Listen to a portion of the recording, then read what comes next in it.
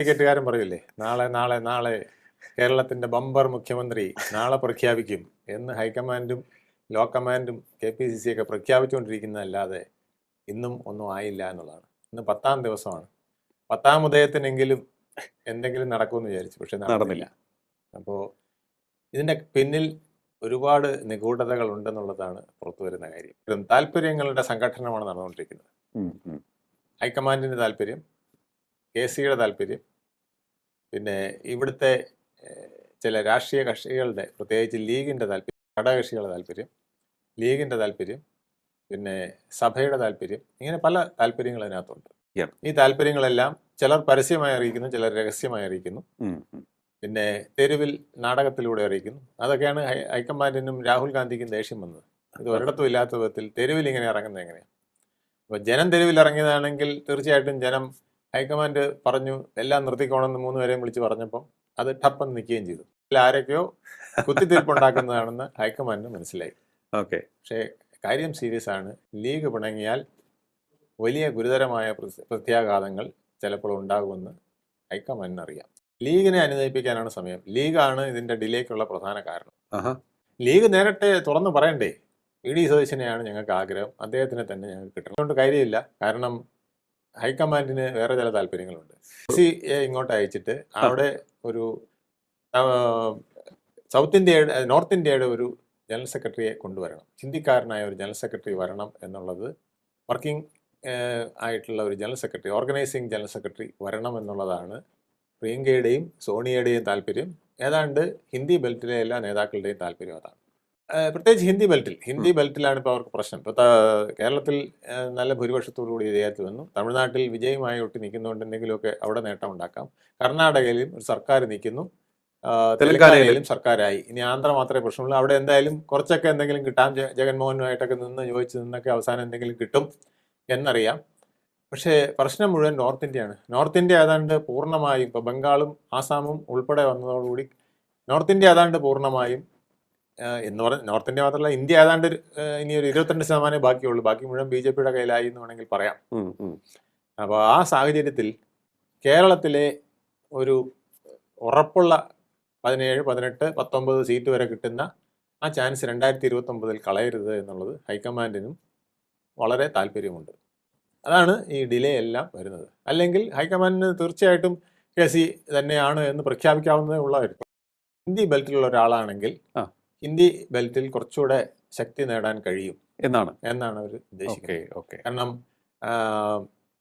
അഹമ്മദ് പട്ടേലിനെ പോലെയൊക്കെ ഉള്ള ഒരാൾ വന്നിരുന്നെങ്കിൽ കുറെ കൂടെ ബെറ്റർ ആയിട്ട് അവിടുത്തെ കാര്യങ്ങൾ ഓർഗനൈസ് ചെയ്ത് പോയേനെ. ഇനിയുള്ളത് പവൻ ഖേരയെ പോലെയൊക്കെയുള്ള പാർട്ടികളാണ്.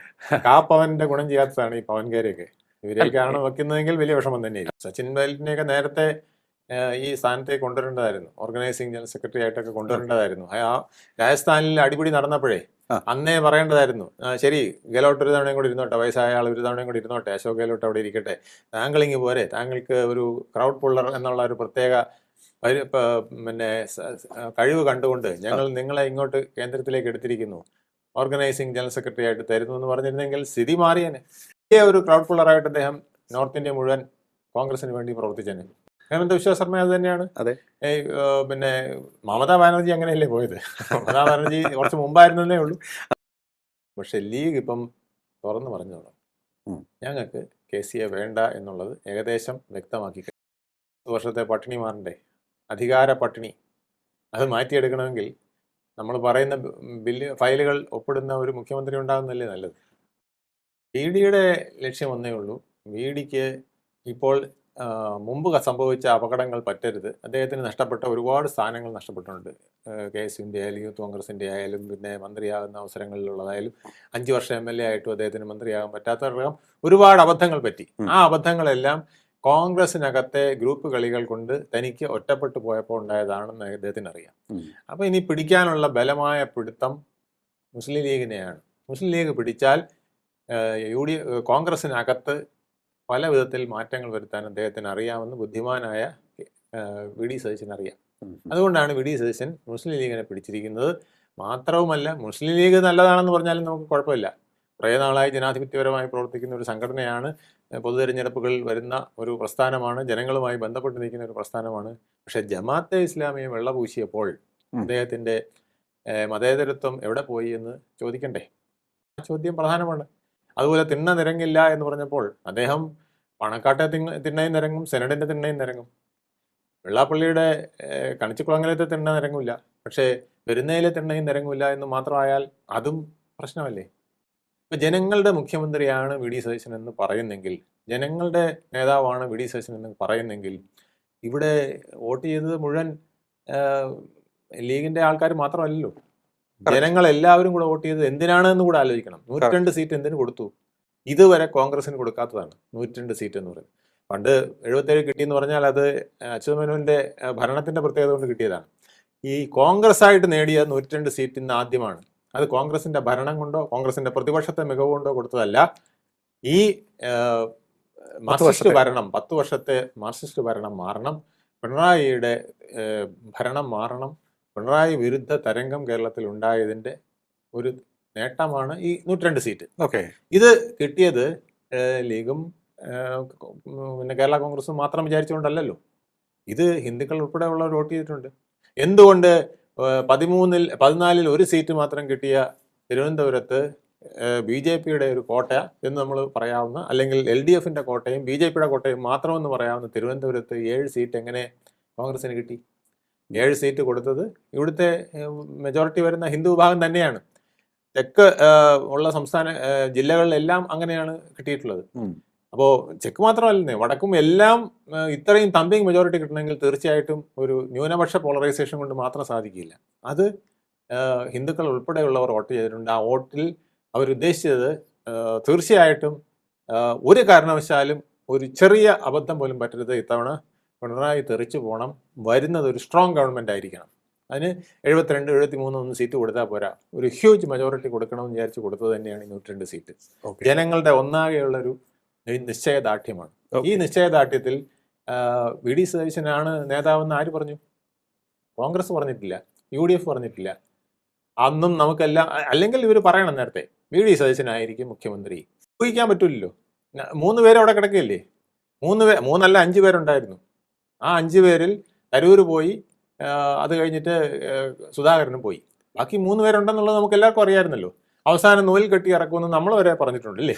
ഇലക്ഷൻ മുമ്പായി നമ്മൾ പറഞ്ഞതല്ലേ. അത് എല്ലാവർക്കും അറിയാമായിരുന്നു. പിന്നെ ഇപ്പൊ അറിഞ്ഞൂടാന്ന് പറയുന്നത് എന്തുകൊണ്ടാണ്? അപ്പൊ അതൊക്കെ നെറേറ്റീവാണ്. ഈ ഫ്ലെക്സുകൾ, ഈ പ്രകടനങ്ങളെല്ലാം നെറേറ്റീവാണ്. ഇത് ജനങ്ങളുടെ ഇച്ഛയല്ല, ഏതാനും ചില ഗ്രൂപ്പുകളുടെ ഇച്ഛയാണ്. അതല്ലേ സ്വിച്ച് ഇട്ട പോലെ ഹൈക്കമാൻഡ് പറഞ്ഞപ്പം സമരം നിർത്തിയത്. അപ്പൊ തീർച്ചയായിട്ടും ഇത് ജനങ്ങളുടെ ഇച്ഛയ്ക്ക് ഉപരിയായിട്ട് മറ്റൊരു ഇച്ഛ അവിടെ വർക്ക് ചെയ്യും. വലിയ പ്രതിഷേധം ഉണ്ടാവും, അത് കെട്ടിത്താണെങ്കിലും കാത്തിരിക്കണം. അതാണ് ഏറ്റവും വലിയ പ്രതിസന്ധി. അതേസമയം ലീഗ് താല്പര്യമുള്ള ആളാണെങ്കിൽ വലിയ പ്രതിഷേധങ്ങൾ ഉണ്ടാവാനും വഴിയില്ല. കാരണം MLA മാത്രമല്ലേ KC-യുടെ കൂടെ ഉള്ളൂ. പിന്നെ അധികം അണികളും ഇപ്പോൾ ഇറങ്ങിയിരിക്കുന്നത് കോൺഗ്രസിനകത്തുള്ള ലീഗിന്റെ ഇൻഫ്ലുവൻസിലാണ്. ആ ഒരു കാര്യം കൂടെ അതിനകത്തുണ്ട്. അപ്പം നമ്മൾ ആരാണ് ഇടിക്കൊപ്പം നിൽക്കുന്നത് നോക്കിയാൽ അറിയാം. അവർക്കെല്ലാം താല്പര്യങ്ങൾ, ന്യൂനപക്ഷ താല്പര്യങ്ങളുള്ളവരാണ് അവരെല്ലാം ഇടിക്ക് പിന്നിൽ നിൽക്കുന്നത്. ഓക്കെ, ആ താല്പര്യങ്ങൾ സംരക്ഷിക്കാനാണ് ഇപ്പം കോൺഗ്രസ് ശ്രമിച്ചുകൊണ്ടിരിക്കുന്നത്. അധികാര ദാരിദ്ര്യം, ആ ദാരിദ്ര്യം മാറ്റുമ്പോൾ അവർക്ക് ഒരുപാട് കാര്യങ്ങൾ പെട്ടെന്ന് ചെയ്യാനുണ്ട്. അത് ചെയ്യാൻ പോകുമ്പം പ്രശ്നം ഉണ്ടാക്കാത്ത ഒരു മുഖ്യമന്ത്രി വേണം. എല്ലാ കാര്യങ്ങളും വളരെ തന്ത്രപൂർവ്വം ഒപ്പിടാനൊക്കെ കഴിയുന്ന ഒരു മുഖ്യമന്ത്രി വേണം. അത് പ്രസന്റ് ചെയ്യാൻ കഴിയുന്ന ഒരു മുഖ്യമന്ത്രി വേണം. എനിക്കെതിരെ വരുന്ന ഒരു ആയുധമായിരിക്കും ബേബി അൻവർ എന്നുള്ളതുകൊണ്ടല്ലേ അദ്ദേഹം കടുംപിടുത്തം പിടിച്ചത്. അല്ലാതൊന്നുമല്ല. അദ്ദേഹം അവസാനം ആ കടുംപിടുത്തം ഉപേക്ഷിച്ച് സീറ്റും കൊടുത്തില്ലേ. അങ്ങനെയാണെങ്കിൽ കടുംപിടുത്തം 2 മാസം കഴിയുമ്പോൾ മാറാൻ പാടില്ലല്ലോ. ഇങ്ങനെ ഒരാൾ ഇവിടെ വേണ്ടാന്ന് തീരുമാനിച്ചെങ്കിൽ വേണ്ടാന്ന് തീരുമാനിക്കണ്ടേ. അങ്ങനെയുള്ള തീരുമാനങ്ങളൊന്നും, കടുംപിടുത്തങ്ങളൊന്നും, അതായത് ഇതെല്ലാം നെറേറ്റീവാണ്.